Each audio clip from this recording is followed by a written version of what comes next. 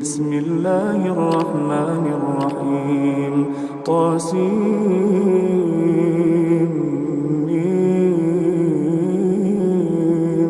تلك آيات الكتاب المبين نتلو عليك من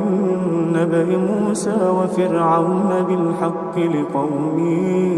يؤمنون. إن فرعون علا في الأرض وجعل أهلها شيعا يستضعف طائفة منهم يذبح أبناءهم ويستحيي نساءهم إنه كان من المفسدين. ونريد أن نمن على الذين استضعفوا في الأرض ونجعلهم أئمة ونجعلهم الوارثين ونمكن لهم في الأرض ونري فرعون وهامان وجنودهما منهم ما كانوا يحذرون. وأوحينا إلى أم موسى أن أرضعيه فإذا خفت عليه فألقيه في اليم ولا تخافي ولا تحزني إنا رادوه إليك وجاعلوه من المرسلين. فالتقطه آل فرعون ليكون لهم عدوا وحزنا إن فرعون وهامان وجنودهما كانوا خاطئين. وقالت امرأة فرعون قرة عين لي ولك لا تقتلوه عسى أن ينفعنا أو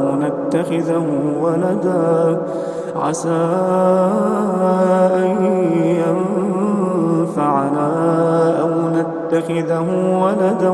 وهم لا يشعرون. وأصبح فؤاد أم موسى فارغا إن كادت لتبدي به لولا أن ربطنا على قلبها لتكون من المؤمنين. وقالت لأخته قصيه فبصرت به عن جنب وهم لا يشعرون. وحرمنا عليه المراضع من قبل فقالت هل أدلكم على أهل بيت يكفلونه لكم وهم له ناصحون. فرددناه إلى أمه كي تقر عينها ولا تحزن ولتعلم أن وعد الله حق ولكن أكثرهم لا يعلمون. ولما بلغ أشده واستوى آتيناه حكما وعلما وكذلك نجزي المحسنين. ودخل المدينة على حين غفلة من أهلها فوجد فيها رجلين يقتتلان هذا من شيعته وهذا من عدوه فاستغاثه الذي من شيعته على الذي من عدوه فوكزه موسى فقضى عليه قال هذا من عمل الشيطان إنه عدو مضل مبين. قال رب إني ظلمت نفسي فاغفر لي فغفر له إنه هو الغفور الرحيم. قال رب إني ظلمت نفسي فاغفر لي فغفر له إنه هو الغفور الرحيم. قال رب بما أنعمت علي فلن أكون ظهيرا للمجرمين فأصبح في المدينة خائفا يترقب فإذا الذي استنصره بالأمس يستصرخه قال له موسى إنك لغوي مبين فلما أن أراد أن يبطش بالذي هو عدو لهما قال يا موسى أتريد أن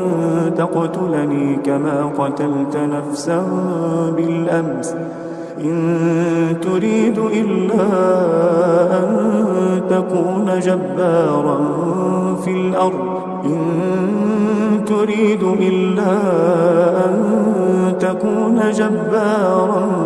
الأرض وما تريد أن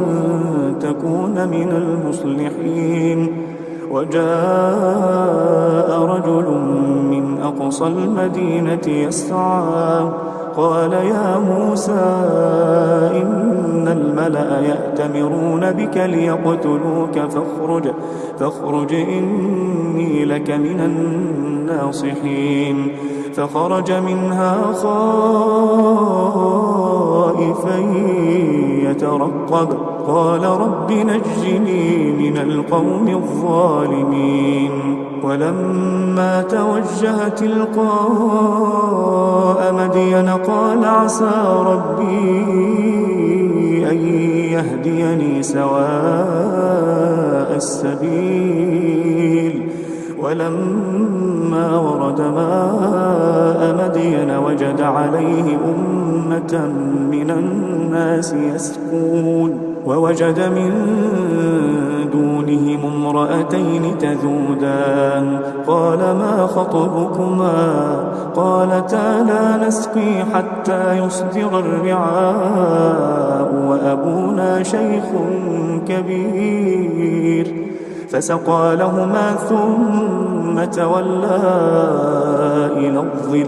فقال رب إني لما أنزلت إلي من خير فقير فجاءته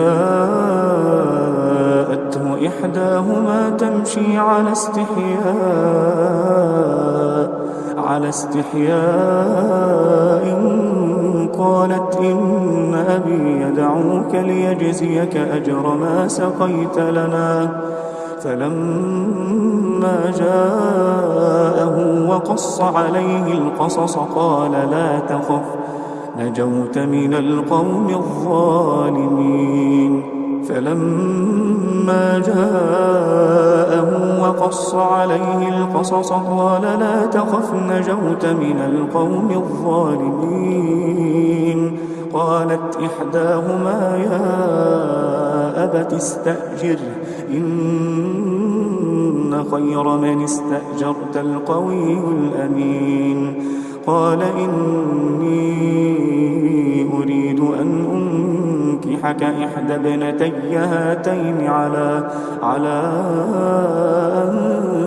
تأجرني 8 حجج فإن أتممت 10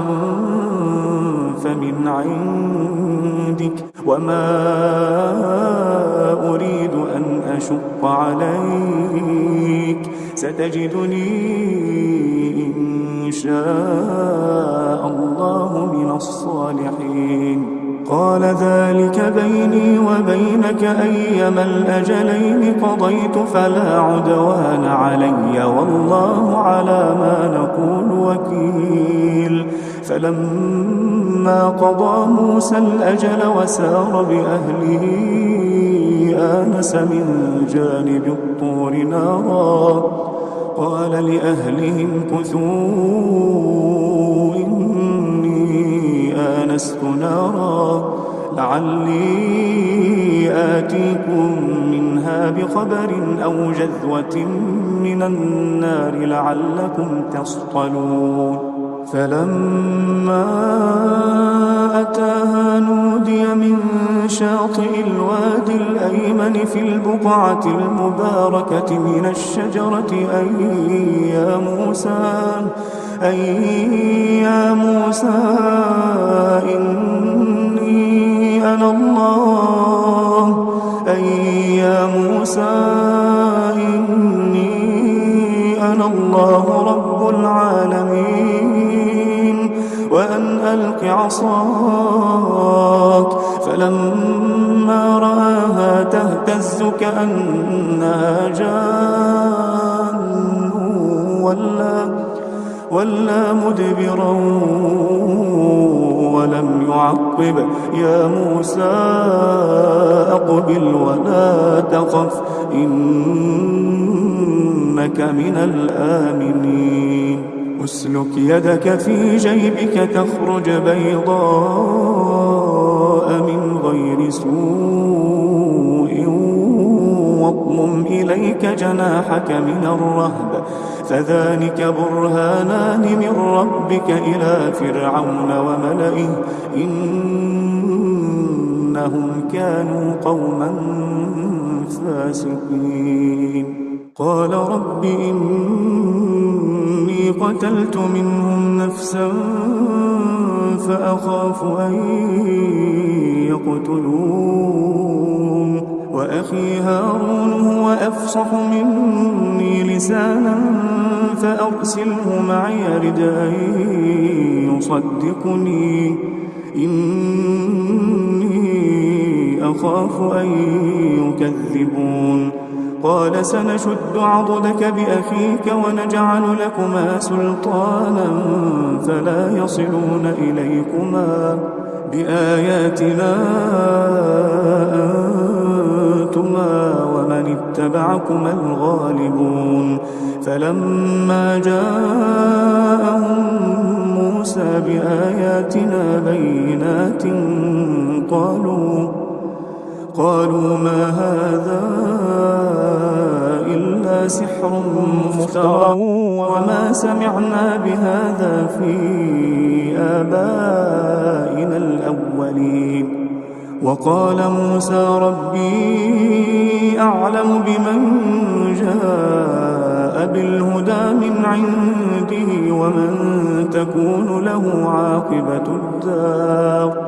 إنه لا يفلح الظالمون وقال فرعون يا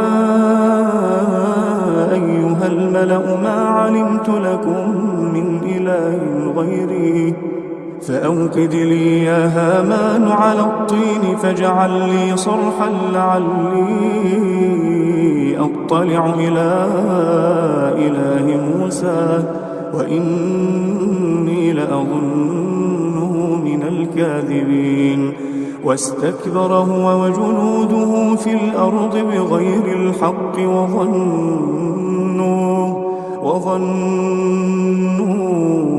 أنهم إلينا لا يرجعون فأخذناه وجنوده فنبذناهم في اليم فانظر كيف كان عاقبة الظالمين وجعلناهم أئمة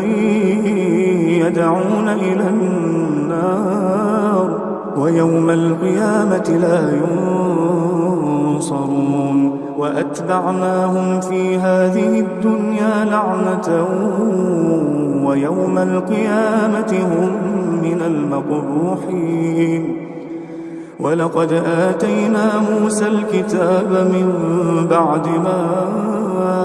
أهلكنا القرون الأولى بصائر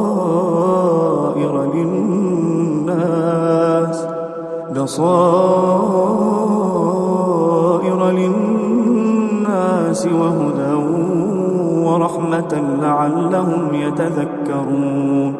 وما كنت بجانب الغربي إذ قضينا إلى موسى الأمر وما كنت من الشاهدين ولكننا أنشأنا قرونا فتطاول عليهم العمر وما كنت ثاويا في أهل مدين تتلو عليهم آياتنا ولكننا كنا مرسلين وما كنت بجانب الطور إذ نادينا ولكن رحمة من ربك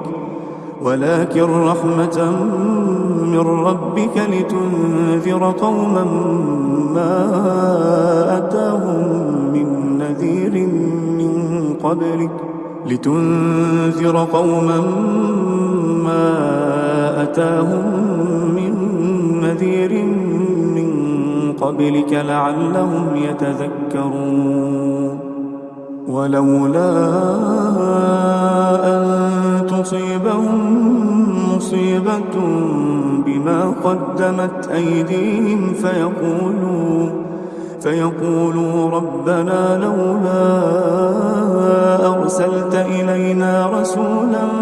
فنتبع آياتك ونكون من المؤمنين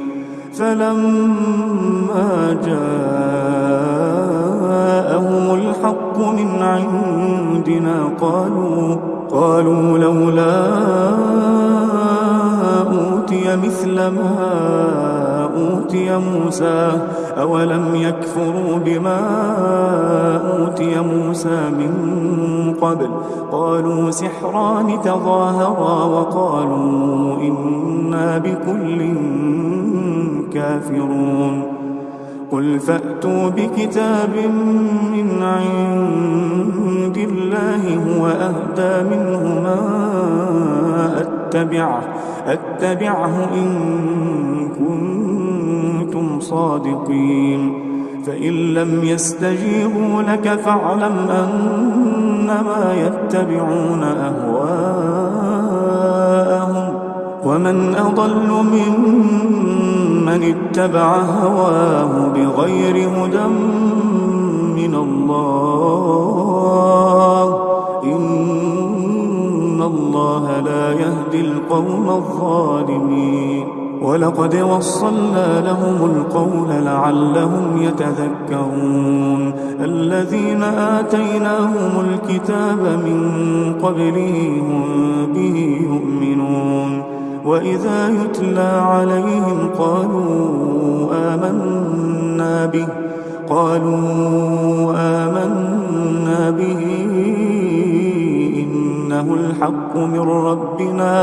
إنه الحق من ربنا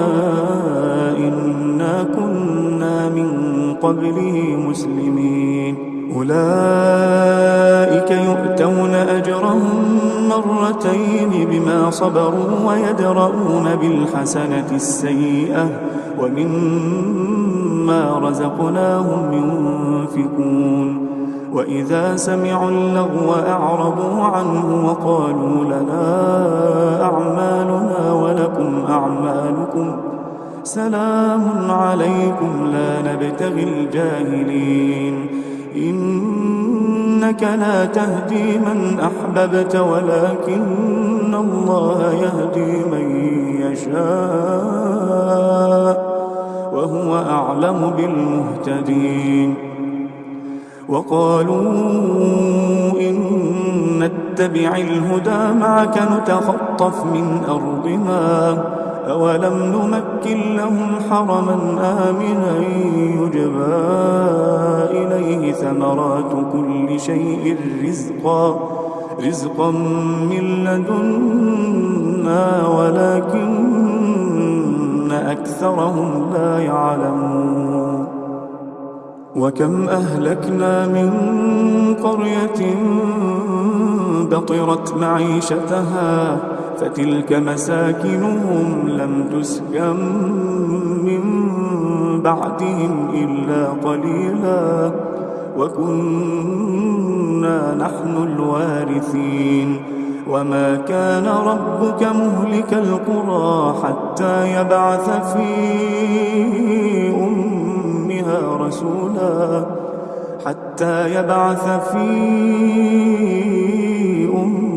أمها رسولا يتلو عليهم آياتنا وما كنا مهلك القرى إلا وأهلها ظالمون وما أوتيتم من شيء فمتاع الحياة الدنيا وزينتها وما عند الله خير وأبقى أفلا تعقلون أفمن وعدناه وعدا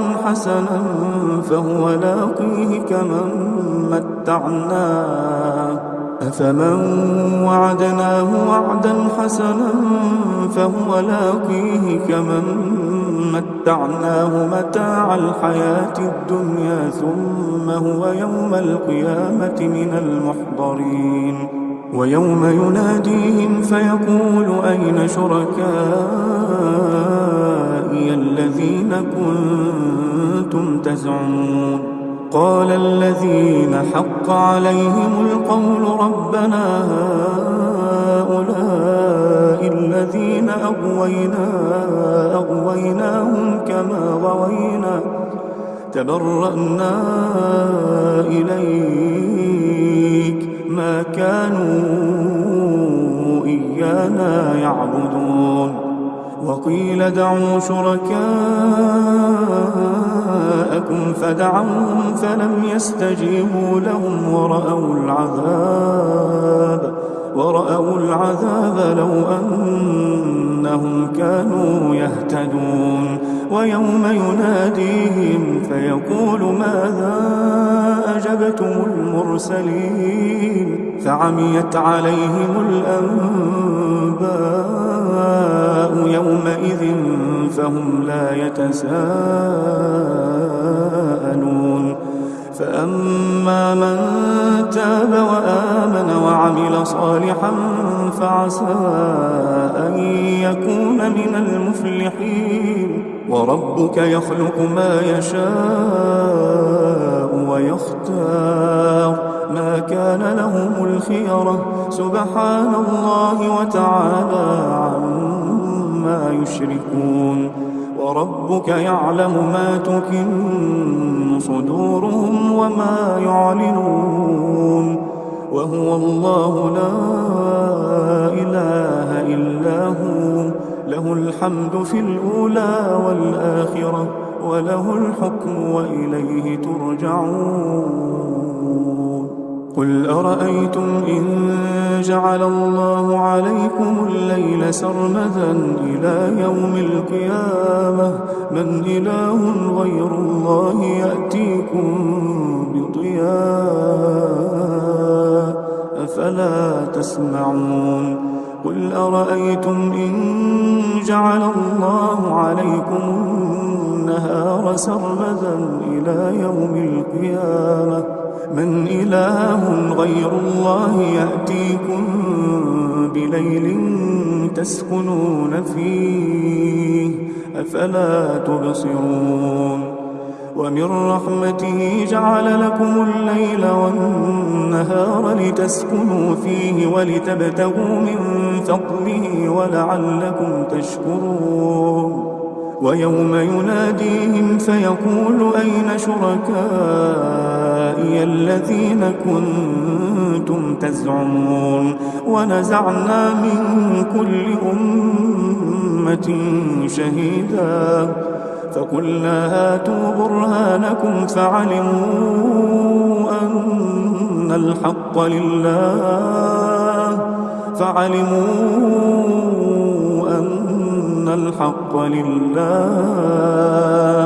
وضل عنهم ما كانوا يفترون إن قارون كان من قوم موسى فبغى عليهم وآتيناه من الكنوز ما إن مفاتحه لتنوء بالعصبة أولي القوة إذ قال له قومه لا تفرح إن الله لا يحب الفرحين وابتغ فيما آتاك الله الدار الآخرة ولا تنس نصيبك من الدنيا وأحسن كما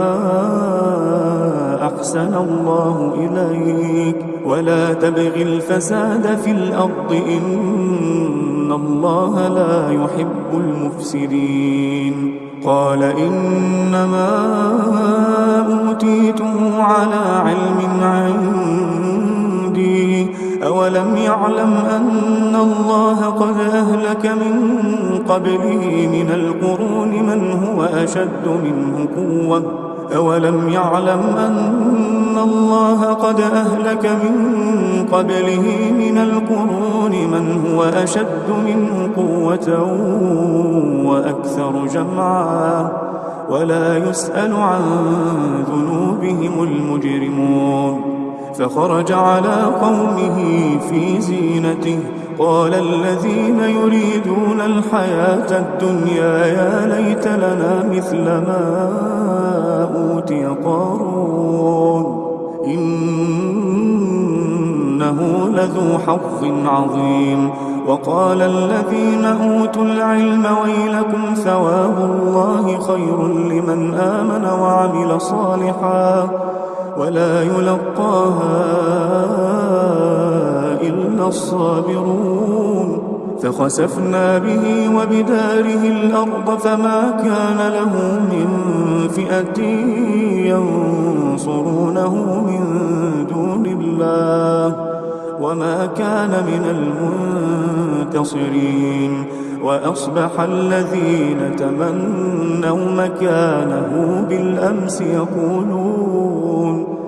يقولون ويك أن الله يبسط الرزق لمن يشاء من عباده ويقدر لولا أمن الله علينا لخسف بنا ويكأنه لا يفلح الكافرون تلك الدار الآخرة نجعلها للذين لا يريدون علوا في الأرض ولا فسادا والعاقبة للمتقين من جاء بالحسنة فله خير منها ومن جاء بالسيئة فلا يجزى الذين عملوا السيئات إلا ما كانوا يعملون إن الذي فرض عليك القرآن لرادك إلى معاد قل ربي أعلم من جاء بالهدى ومن هو في ضلال مبين وما كنت ترجو أن يلقى إليك الكتاب إلا رحمة من ربك فلا تكونن ظهيرا للكافرين ولا يصدنك عن آيات الله بعد إذ أنزلت إليك وادع إلى ربك ولا تكونن من المشركين ولا تدع مع الله إلها آخر لا إله إلا هو كل شيء هالك إلا وجهه كل شيء هالك إلا وجهه له الحكم وإليه ترجعون أعوذ بالله من الشيطان الرجيم بسم الله الرحمن الرحيم الحمد لله الذي أنزل على عبده الكتاب ولم يجعل له عوجا قيما لينذر بأسا شديدا من لدنه ويبشر المؤمنين الذين يعملون الصالحات أن لهم أجرا حسنا ماكثين فيه أبدا وينذر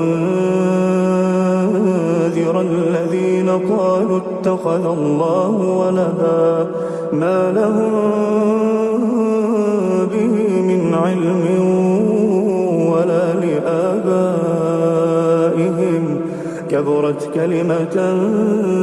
تخرج من أفواههم إن